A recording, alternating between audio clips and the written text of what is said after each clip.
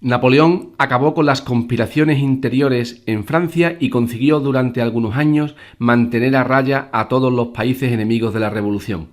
Su gobierno fue del agrado del pueblo, que, aunque no tuvo plena participación en la política, mejoró su situación económica y tuvo garantizados los derechos fundamentales que le dio la Revolución. Sin embargo, el empeño de Napoleón de enfrentarse a toda Europa, imponiendo el modelo político y social de la Revolución Francesa, estaba condenado al fracaso. Eran demasiados enemigos. Napoleón se enfrentó contra todas las potencias absolutistas de Europa y fue derrotado definitivamente en 1815. Tras su derrota, la revolución parece haberse acabado en Francia y en Europa, y durante unos años sus vencedores intentaron volver a imponer el antiguo régimen y el absolutismo como forma de gobierno. Hacia 1799, la Revolución Francesa atravesaba momentos de dificultad. En el interior conspiraban contra el Directorio los partidarios del antiguo régimen y los revolucionarios radicales. En el exterior no daban tregua las guerras contra las potencias europeas enemigas de la Revolución. Esta es la situación en la que un joven militar que se había hecho famoso por sus victorias en Europa, Napoleón Bonaparte, con el consejo de algunos políticos, decide dar un golpe de Estado.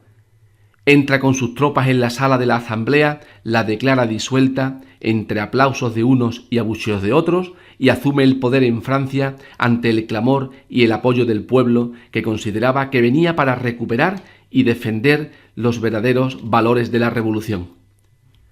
De 1799 a 1815, Napoleón gobernó Francia cambiando varias veces de sistema político y de título.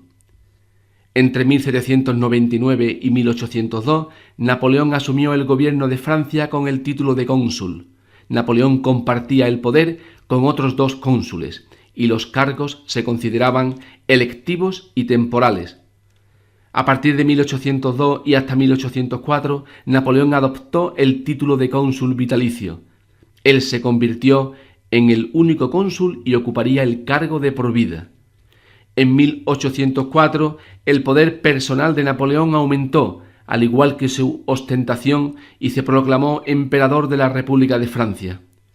Cada uno de estos momentos fue apoyado mayoritariamente por el pueblo francés, ya que se convocaron votaciones para aprobarlos y siempre ganaba la propuesta de Napoleón. Napoleón realizó importantes aportaciones al gobierno de Francia. Restableció la paz y el orden en Francia, ello debido a que contó con un amplio apoyo social desde el pueblo más humilde hasta la alta burguesía. Afianzó los principios fundamentales de la Revolución Francesa en sus aspectos más moderados: la igualdad entre los hombres, la defensa de la propiedad privada, la libertad económica, la libertad religiosa. Avanzó en el desarrollo de un Estado moderno. Tal vez la mayor aportación de Napoleón a la modernización del Estado fue la unificación legal. En el antiguo régimen, cada región, a veces cada ciudad, tenía leyes distintas. En 1804 promulgó el Código Civil de Francia, conocido como Código Napoleónico: herencias, matrimonios, contratos, compraventas, relaciones laborales. Y en 1807 el Código de Procedimiento Criminal, unificación de las penas aplicables a cada delito. Con ambas aprobaciones, las leyes pasaron a ser las mismas para toda Francia. Acometió numerosas obras públicas, caminos, puentes, puertos. Esto permitió mejorar las comunicaciones y un mejor funcionamiento de la economía francesa. Firmó la paz con la Iglesia Católica. La Iglesia renunció a reclamar las tierras y bienes que la Revolución le había confiscado y a imponer el catolicismo como religión oficial del Estado. A cambio, Napoleón, por ser la religión mayoritaria del país, les dio un trato especial al comprometerse a pagar los salarios de los sacerdotes. Creó un sistema público, gratuito y laico de enseñanza para que llegaran a los puestos más altos del Estado las personas mejor preparadas y no los más ricos. Y finalmente fundó el Banco de Francia y puso en funcionamiento el franco. Además de las aportaciones internas, uno de los aspectos más conocidos de Napoleón fue su política internacional. Napoleón manifestó en muchas ocasiones que luchaba contra las potencias enemigas por la necesidad de defender los avances sociales que la revolución había traído a Francia y por extenderlo a los pueblos del resto de Europa. Napoleón se enfrentó de manera permanente a las principales monarquías absolutistas de Europa, Austria, Prusia, Rusia, Dinamarca, que junto a Inglaterra organizaron coaliciones para intentar unirse y derrotarlo. Consiguió derrotarlas en numerosas batallas y obligar a sus reyes a firmar tratados de paz que, sin embargo, duraban poco, pues volvían a atacar a Francia. Napoleón había conseguido tener casi toda Europa bajo su control. En algunos casos incorporó al Estado francés territorios conquistados a los reyes vecinos. Cataluña, el norte de Italia, Holanda, se convirtieron en provincias de Francia. También impuso cambios de gobierno en algunos países ocupados por sus tropas, como en España, donde situó como rey a su hermano José para tratar de imponer un sistema político basado en las ideas revolucionarias. Finalmente, reorganizó el mapa de Europa creando dos nuevos estados. Unificó estados independientes del antiguo imperio germánico y creó la Confederación del Rin, o Confederación Germánica, y varios estados italianos para crear el Reino de Italia, ambos liberales. Solo escaparon al control de Napoleón Inglaterra, protegida por el mar y por su superioridad naval, y Rusia, demasiado alejada y grande para dominarla, aunque lo intentó. Napoleón llegó a dominar Europa porque era un buen estratega militar, tanto que le permitió obtener numerosas victorias en batallas en las que se enfrentaba a tropas muy superiores en número. Además, contó con la simpatía de los sectores ilustrados de los países que conquistó, que veían el triunfo de Napoleón como una oportunidad de acabar con el antiguo régimen en sus respectivos países. La derrota de Napoleón se debió en gran parte a que Inglaterra, que dominaba los mares, nunca pudo ser sometida por Francia y se mantuvo en guerra permanente. Precisamente fue el intento de Napoleón de asegurarse el control de toda Europa para dejar aislada a Inglaterra lo que provocó que interviniera en demasiados frentes, desde España hasta Rusia, siendo imposible salir victorioso de todos ellos. Las dificultades militares para Napoleón comenzaron en España, país en el que había impuesto a su hermano José Bonaparte como monarca constitucional. El pueblo español se negó a aceptar esta imposición y se inició una guerra de guerrillas que supuso para Francia una sangría continua de hombres y recursos. Además, en España desembarcaron tropas inglesas que ayudaron a los españoles a derrotar a los ejércitos de Napoleón.